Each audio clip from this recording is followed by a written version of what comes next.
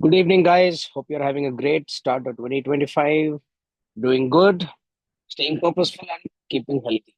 So, today's topic is going to be revolving around food and habits around food, some tips and a little bit of science behind it.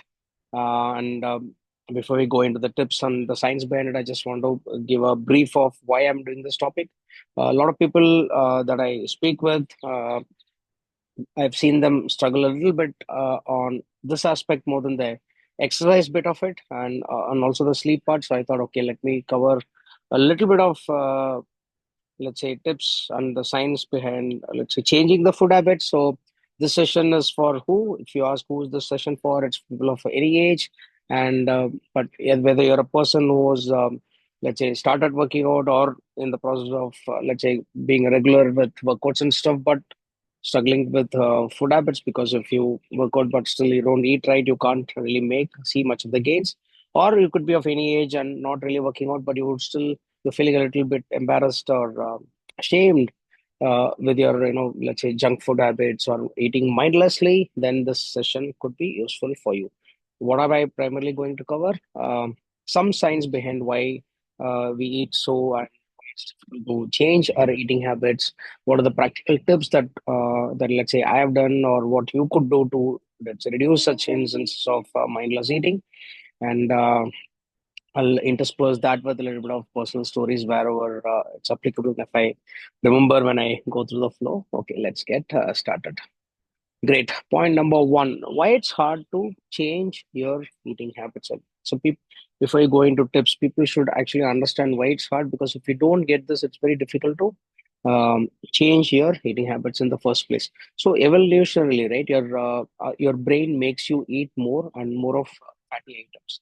And this comes from evolutionary reasons of your hunter-gatherer days or even the famine and scarcity days where food was very rare to find, right? So people had to literally walk a lot or run a lot or go without food for a few days. So whenever they saw abundance of food, they kind of hogged and ate as much as they could. And this extra food that you eat was stored in your, as fat in your cells, etc., right? That's how uh, our brain adapted, and still it behaves the same way, even though food is available in the fridge and you don't have, let's say, any more scarcity or famine. Your brain's behavior is the same way, and this takes like maybe another thousands of years or 10,000 of years to change. And this behavior that I'm talking about is more than 200,000 years old, right? Obviously it's very hard to change. And also, second point, you should that's why it's difficult to change your food habits, so don't feel bad, right? If you get tempted seeing that gulab jamun or a samosa, that's exactly why you are tempted. Number two, just like any bad habit, addiction to let's say sugary items or all those junk items is also some form of let's addiction. It's not very different. And just like let's say learning how to quit your smoking or I don't know, drinking or pornography, etc., are considered bad. If you want to let's say reduce these instances of your bad eating habits, you have to work towards it. That's important, right? You cannot suddenly wish that you will tomorrow not eat that sweet item or a sugary item. You have to work hard towards it, and this happens through a combination of physiological, psychological, and neurological changes in your body. um, and we'll also talk a little bit about why it's hard to change and what are the things that you can do. So I mean, I'm going a little more into the science part. This habit formation, essentially, what is it, right? There are neural pathways existing in your brain. So there are some parts, okay, if A, do B, and then do C, right? That's how it is programmed. Now, for you to forget that A, B, C path, it is difficult. That's why it's difficult to quit your bad habit or even smoking, right? Now, what you can do is you can lessen the intensity of that pathway showing up all the time, right? Or that response coming in, which means if you avoid eating that food, I mean, this plays a part of what they call as neuroplasticity, because your brain is highly plastic, and when you start practicing let's say, controlled eating, this neural pathway, which is kind of unused or used lesser than the frequency at which it was used, then the brain kind of realizes, oh, he doesn't use this path often. Let me not remind him of that. Right? That is how your hunger pangs, or let's say junk eating pangs, reduce over a period of time. Just like how brain doesn't tempt you from grabbing that cigarette again. That is how it exactly works.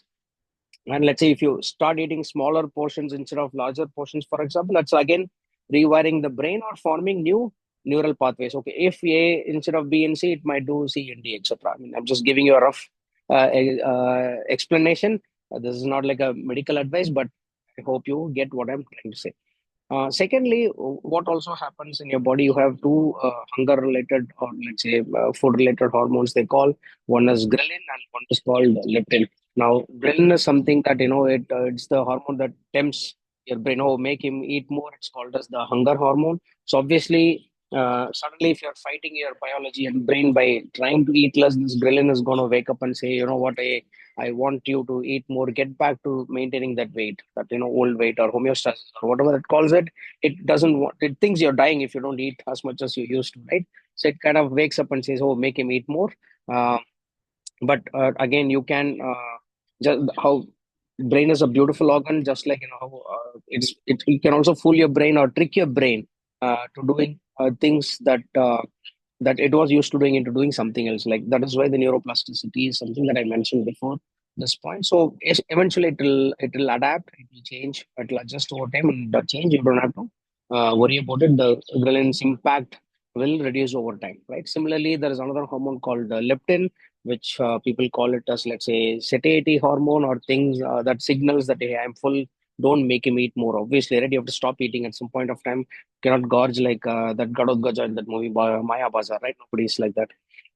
And third thing, the dopamine response to eating all this, let's say, rich carb food or fatty foods, sugary foods, etc. So this is basically like a reward system. Everybody knows the dopamine, the motivation, and the reward system.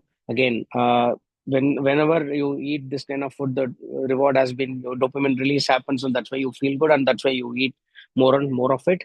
And obviously, just like quitting a bad habit, you have to reduce it for the dopamine release to stop. For eating it's going to make you crave more and more, but you have to practice it with the same approach that you do towards let's say losing any of the bad habits, right? And at the, let's say, fourth and fifth point, I'll just quickly cover and then go into the tips. I know you've been patient, just stay with me. There's more important. uh, Sometimes we end up eating because of stress or other emotional impacts. Also, this happens for a lot of people. We sometimes mistake even let's say thirst as a hunger, and then we end up eating. Or it could be like a coping mechanism due to some trauma or a bad day, etc. People kind of associate food between a lot of emotional ups and downs that they go through. So this is also kind of a pathway, right? So, oh, I am stressed, I'm not feeling good today, go and grab that gulab jamun or some halwa or whatever you keep it in the house. I'm just giving an example, or the junk processed food that you keep or chips, etc. So that pathway is also pretty strong. Now, how do you make that pathway weak? As I've told you before, stop doing that, reduce, and then intensity reduces, and then it stops reminding you that, oh, in this situation he was supposed to do that, but I'm not going to remind him because he has not been doing it for a long time. So I think I should forget, move that from easily accessible memory to some distant memory, or some remote disk. I will keep it there. Unless he does it again, I won't have to touch it. That is how the brain also behaves, much like a computer does.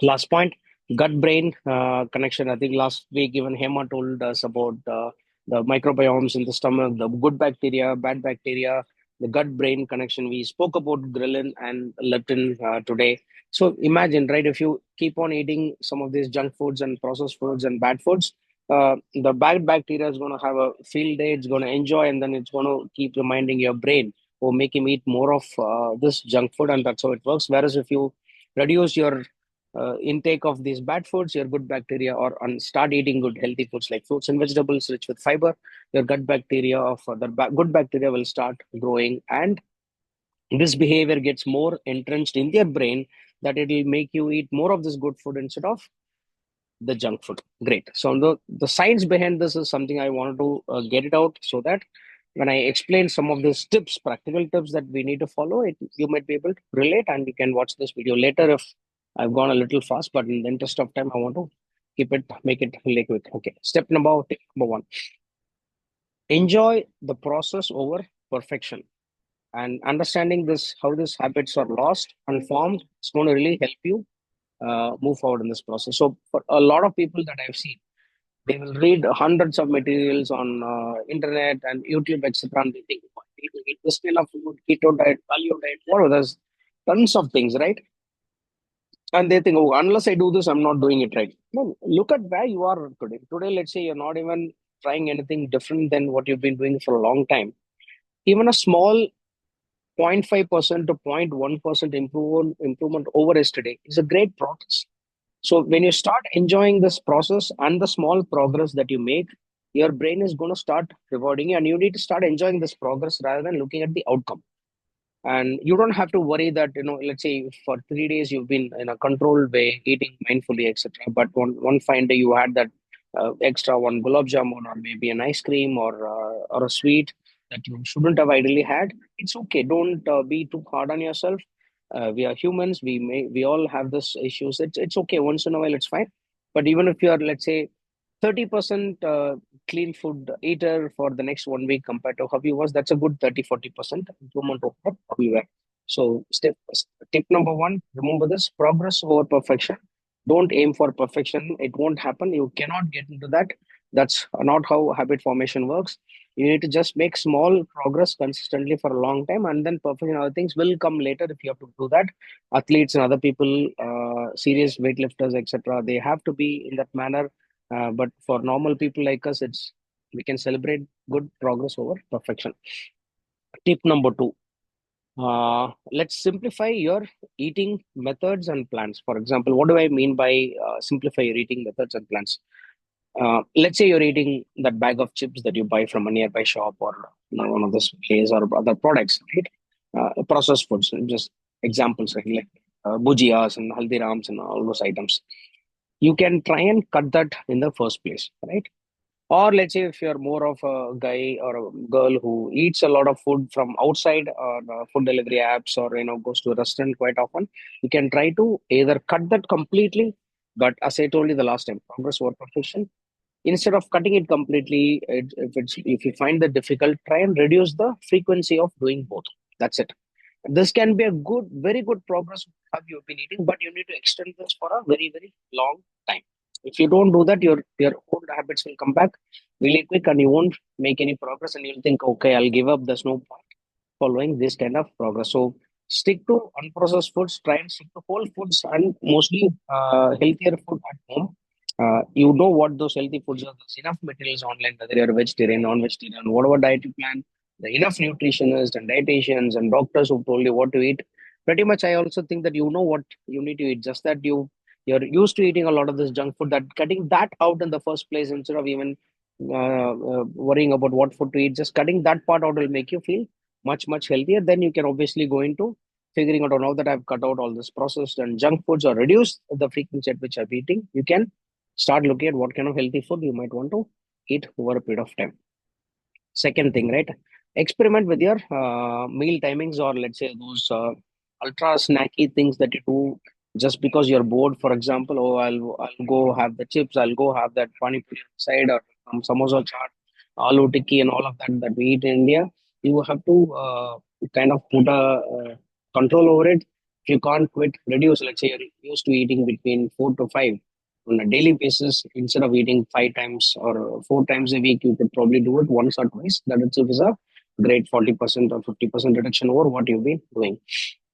Another thing you can do is, instead of let's say 3 or 4 meals a day, you could try reduce that to, let's say, 2 or 3 meals, or reduce one meal. This is very hard, but it's possible. So that kind of gives us a tip number three about people talk a lot about intermittent fasting, or let's say giving a longer gap between, let's say, 2 meals, right? Or less eating, let's say just having 2 meals a day instead of the standard three is also, we can call it as intermittent fasting. Now there are standard definitions. So I need to go on a 14-hour fast, 15-hour fast, and the ideal they say is 16, etc.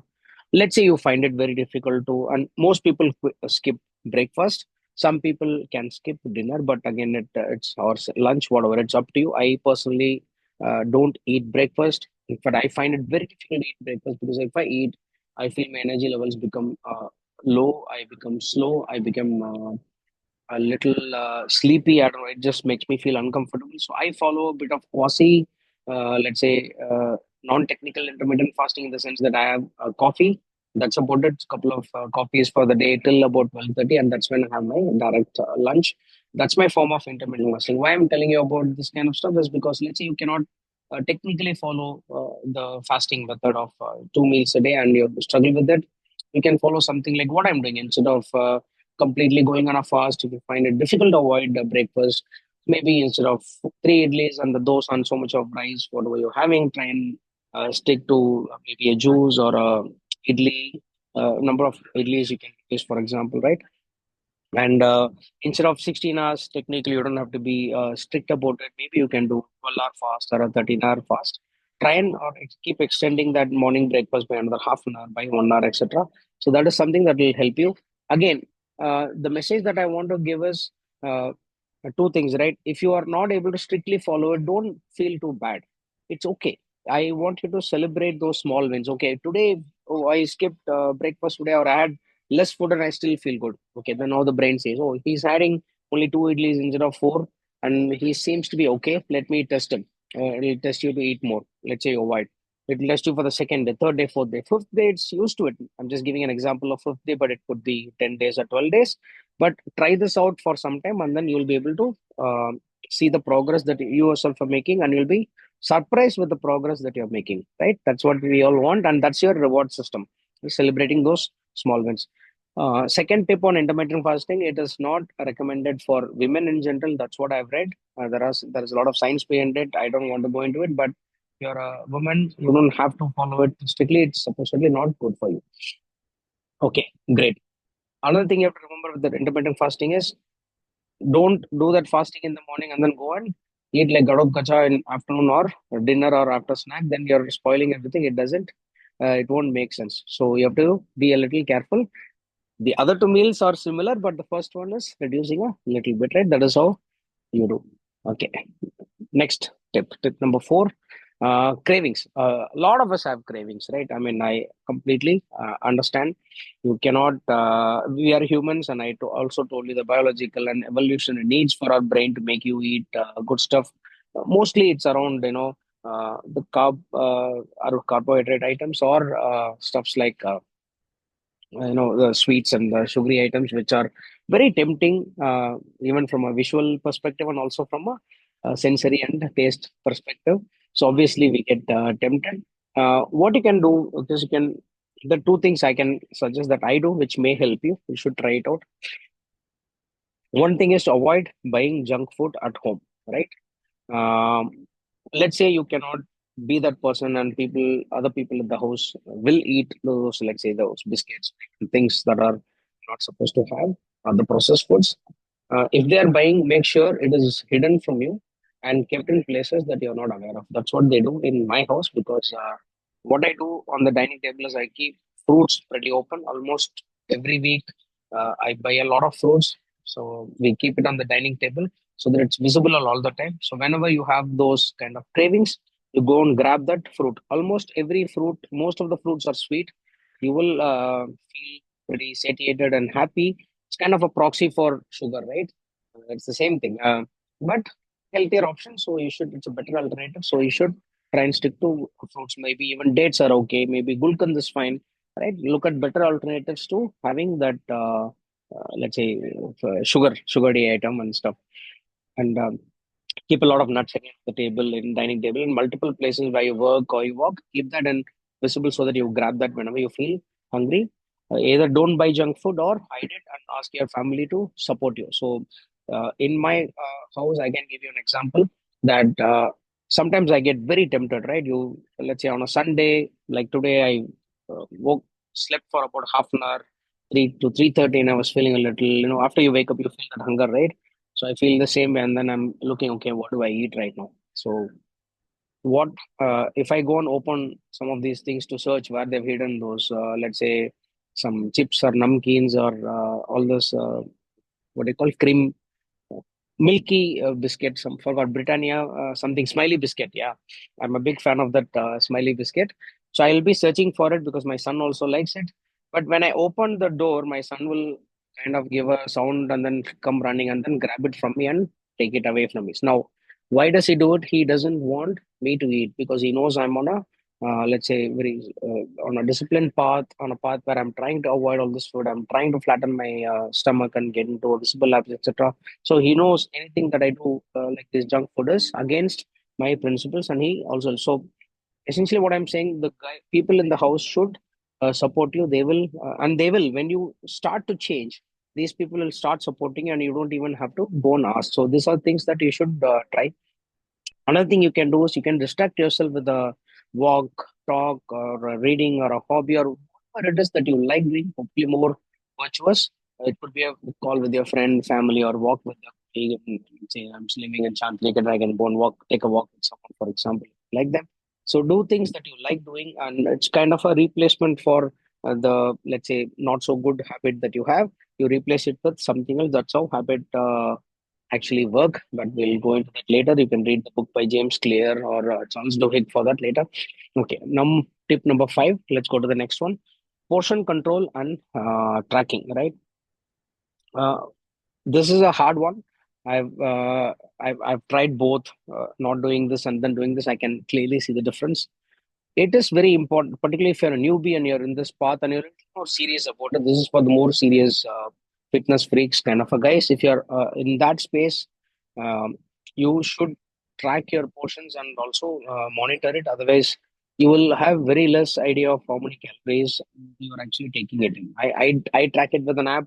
It is frustrating for anyone in the house. But I do. So whenever possible, I do that. But if I go outside, I travel a lot. I go to other cities also. I have to eat in hotels.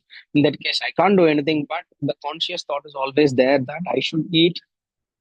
I know roughly how many calories an idli has, or a samosa has, or a rice has. By now, the mind is kind of programmed that by looking at the quantity of whatever items that I regularly eat, I know how many calories are there roughly. If I'm about 90-95% accurate on that in the start, that is good enough. I'm happy with that kind of a progress, right? Now, if you're new and you don't know how, I mean, people should actually, particularly South Indians who eat a lot of this rice, right? You'll be amazed at the amount of calories you're eating, particularly with so much of rice and all that thing that we eat along with that. I'm not saying these are bad food. Nothing against rice. I love rice, but I'm just saying that you have to be a little more conscious of the calories that these things are going in, because you cannot be eating so much and then hoping to lose weight. It just cannot happen, right? I told you evolution reasons. All of this is going and settling in your tummy, in their fat cells. How will you then burn it if you keep hogging this kind of food? So better you monitor it. It's not very hard. A lot of beautiful apps available. Some are free, some are paid versions, and don't hesitate to pay and use an app, because think of these things as good investments, right? You're maintaining your body and your health is actually investment, because at some stage, if you don't, you're gonna go and give it to those great hospitals and doctors. What else will you do? So it's better to be a little more controlled now. Eat less. We don't have to eat so much as much as we are eating now. We don't eat that much food. You'll be amazed when you start tracking calories and portions using an app. You'll be amazed at the amount of less food that you can eat, and then you'll still feel good about. So you can use smaller plates to give you that visual impact that it's almost full, etc. These are a lot of tips available. You can try that out. Next tip, number 6, I think, right? Patience. A lot of times you don't see the desired results that you have set for yourself because you lost trust in yourself and you were very impatient. You wanted something quickly. Now, life doesn't work that way. You have to understand that a lot of good things take time, and that you have to be very comfortable with the delayed gratification. You cannot have that immediate high that, oh, I lost my tummy and then I became 15-inch biceps, etc. It doesn't work that way. All of it takes time. I told you an example 3 weeks back when I made a video about my weight loss journey. So, from about, let's say, 57 kgs in 2023, sometime when I was in the peak fitness, I realized that I'd become 63.5 or something in October 2024. That's when I felt a little bad. Like, where have I gone wrong? I'm still working out the same way, similar industry. What's going wrong? Then I realized probably my eating habits were not right. I was not tracking the calories. I was probably eating a little more than what I should be eating, and obviously that's adding on to my weight. And that's when I started tracking. And since then, I've lost, as I told you, lost about 3.5 to 4 kgs, and I have to lose a little more. And I'm not in a hurry, right? I mean, I don't have to go on a stage to show off. I can do it aram say. I mean, it may take another month to lose another couple of kgs. I can take another 3 months to lose 2 kgs. That's fair enough. No issues. But I know that I'm on the right path. And this process is something that I completely believe in because I've seen small results. So you have to give yourself that much of time, and for that you need to have a little bit of patience. You cannot have those results overnight.